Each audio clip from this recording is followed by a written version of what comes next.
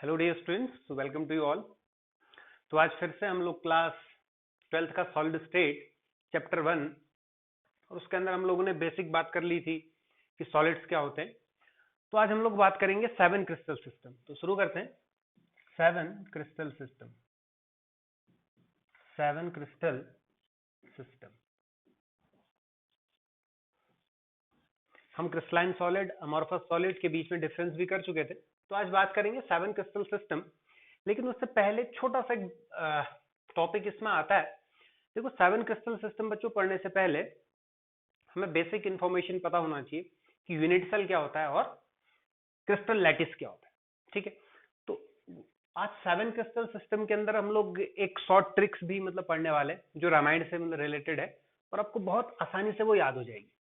बस थोड़ा सा हम लोग एक टॉपिक इसमें बीच में जो बेसिक इससे पहले आता है कि भाई क्रिस्टल लैटिस क्या होता है। ठीक है, तो जैसे बात करते हैं क्रिस्टल लैटिस। क्रिस्टल लैटिस और दूसरा होता है यूनिट सेल। देखिए, जैसे एक घर अगर बनता है कहीं पर, तो उस घर का जो पूरा स्ट्रक्चर है उसको बनने के लिए सबसे बेसिक बिल्डिंग ब्लॉक्स क्या है बच्चों? दैट इज ब्रिक, ईंट। तो वो ईंट जो है उस घर के लिए एक यूनिट सेल है।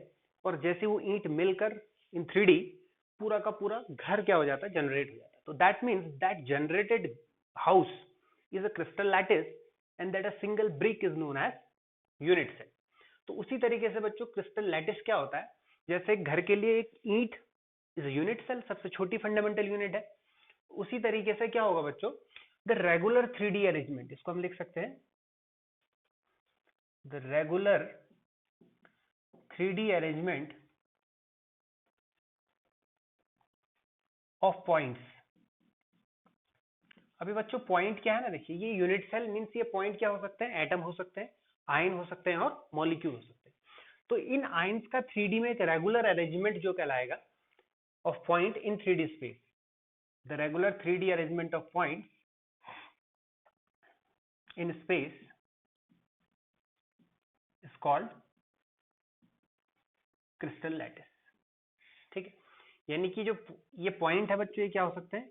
ये एटम हो सकते हैं, ये आयन हो सकते हैं, ये मॉलिक्यूल हो सकते हैं, कुछ भी हो सकते हैं। तो इन एटम्स का, इन पॉइंट्स का 3D के अंदर एक regular arrangement in all direction, अगर हम इनको अरेंज कर दें पॉइंट्स को, तो हमें क्या मिल जाता है?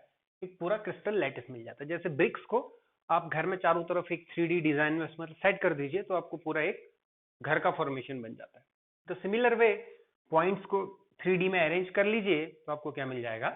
क्रिस्टल लैटिस मिल जाएगा। उसी तरीके से बच्चों एक अगली चीज आती है यूनिट सेल।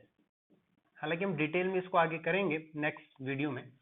तो अभी फिलहाल अगर हम देखें कि यूनिट सेल क्या है, तो यूनिट सेल क्या है? द स्मॉलेस्ट पोर्शन क्या है?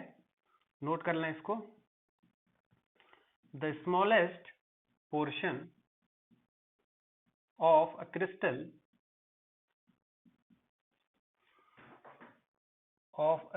lattice which on repeating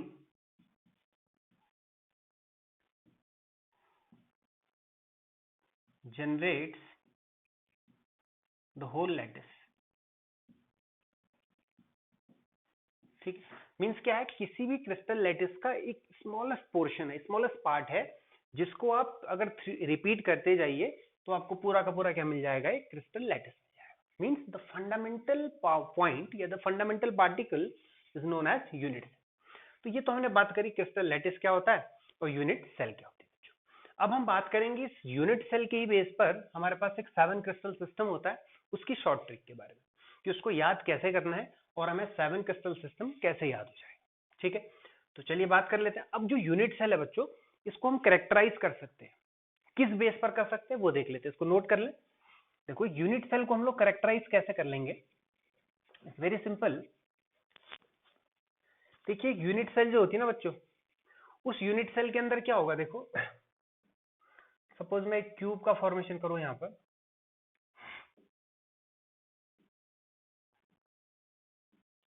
ध्यान से देखिए, ये क्यूब, मान लीजिए क्यूब है।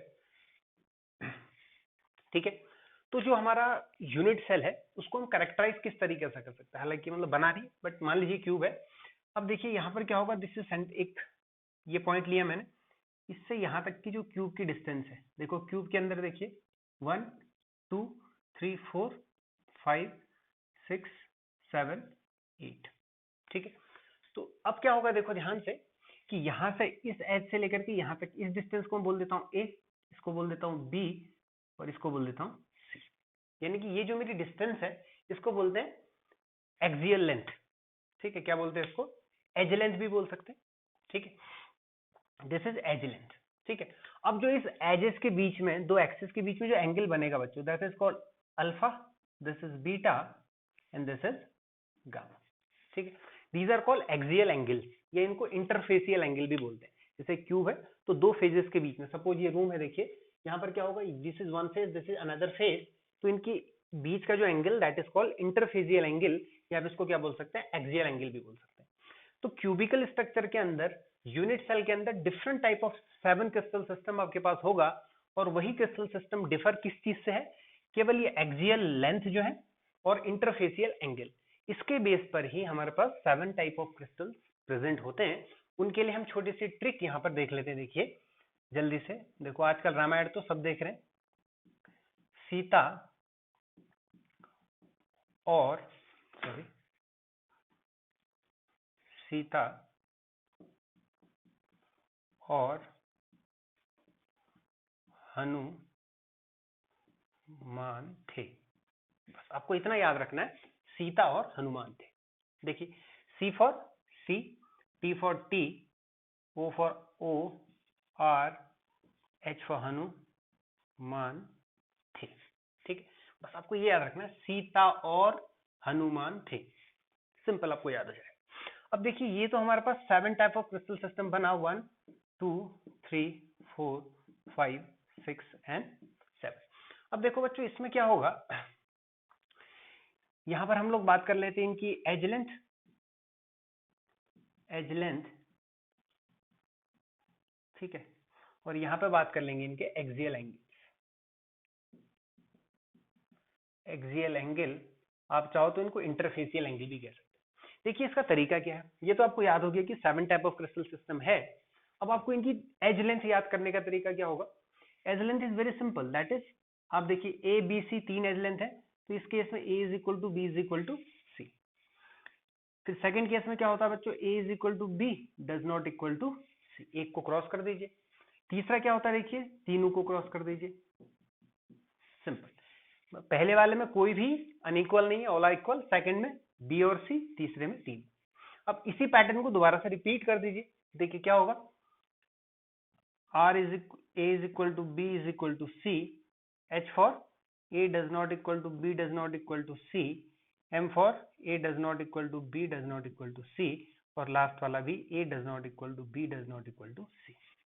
अब आपको ये तो शॉर्ट में याद हुआ कि भाई C T O R H M T, इनका नाम क्या है, देखिए C फॉर क्यूबिक, इसको मैं लिख देता हूं यहाँ पर, first one is cubic, second one is tetragonal, इसको थोड़ा सा ध्यान ये रखिएगा, tetragonal, O for orthorhombic,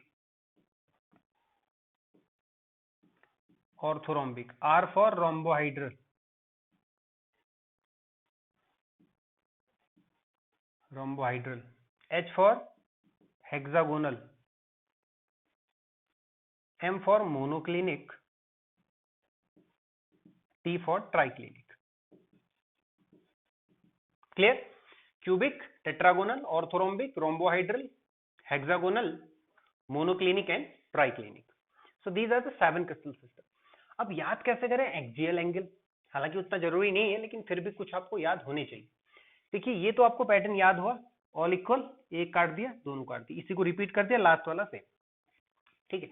axial angle की बात करें तो बच्चों ये जो तीनों होते हैं, सी टी और ओ, इन तीनों के केस में alpha is equal to beta is equal to gamma क्या होता है, 90। तो इसमें भी सेम, इसमें भी सेम, तीनों के केस में। अब जहां पर बात करें रोम्बोहाइड्रल की, इस केस में आपको क्या करना है, देखिए alpha is equal to beta is equal to gamma does not equal to 90, ये भी सेम है, ये भी सेम है, ठीक है। तो चौथा हो गया हमारा, अल्फा बीटा गामा तीनों किसके इक्वल नहीं होते, 90 के। ये किसके केस में होता है, रोम्बोहाइड्रल के केस में। अब आ जाइए हेक्सागोनल, इसमें क्या होता है बच्चों, अल्फा और बीटा तो कितने होते हैं, 90 डिग्री होते हैं, और गामा कितना होता है इस केस में 120 डिग्री। ठीक है, अब आ जाइए मोनोक्लिनिक। इस केस में क्या होता है बच्चों, अल्फा और गामा ये क्या होते हैं, does not equal to 90। Alpha और गामा बराबर तो होते हैं लेकिन वो 90 के बराबर नहीं होते। ठीक है, और वैसे ही क्या होता है बच्चों, beta also does not equal to 90 degree. ठीक है, और तीसरा आ जाओ बच्चों ट्राइक्लिनिक। तो ट्राइक्लिनिक में क्या होता है, alpha is equal to beta does not equal to gamma and they also not equal to 90। Alpha beta तो बराबर होते हैं लेकिन वो गामा के बराबर नहीं होते और गामा 90 के बराबर नहीं होता। ठीक है, तो ये कुछ स्पेसिफिक पॉइंट्स हैं, एक आध बार इनको प्रैक्टिस करेंगे तो आपको बड़ी आसानी से याद हो जाएगी। अब आपको ध्यान क्या रखना है बच्चों, सी फॉर क्यूबिक। तो क्यूबिक का एक एग्जांपल याद कर लीजिए, दैट इज NaCl, या फिर एक जिंक ब्लेंडे भी होता है, वो भी इंपॉर्टेंट है। दूसरा आ जाओ ट्राइक्लिनिक, इसका एग्जांपल होता है बच्चों TiO2। ठीक है, या फिर कैल्शियम सल्फेट भी होता है CaSO4।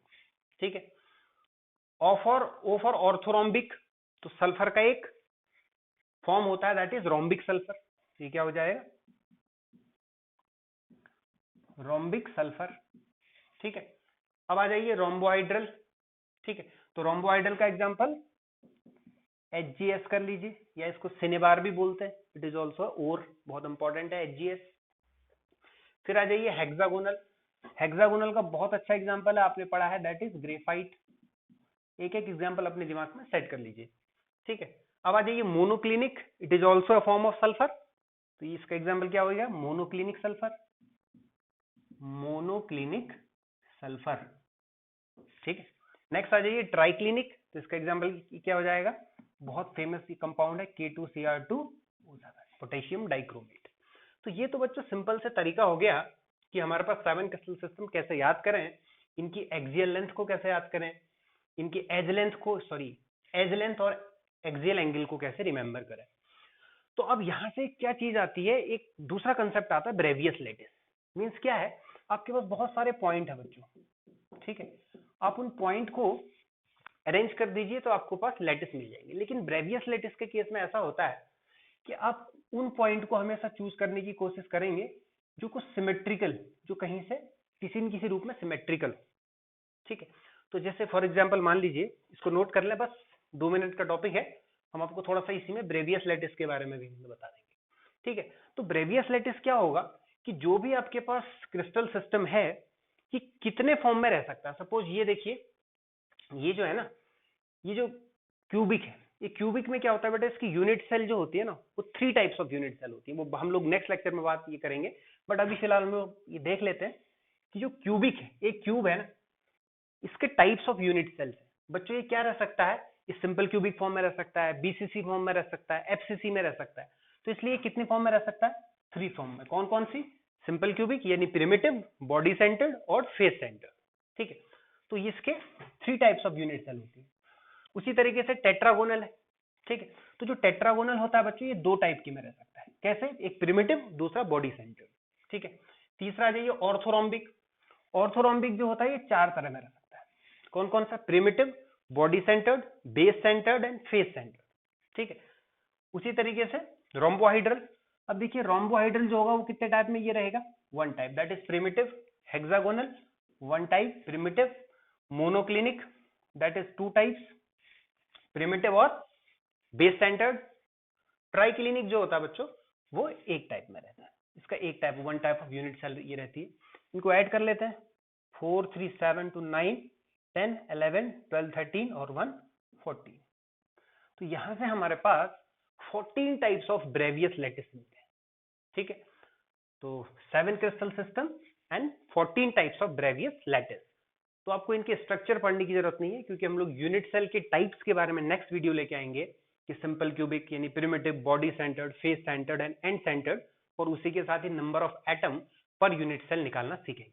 Till then like, share and subscribe, और इसको NCERT में एक बार क्रॉस चेक ये इसको कर लें, और साथ में इनकी स्ट्रक्चर को देख लें कि किस तरीके से ये स्ट्रक्चर्स होते हैं।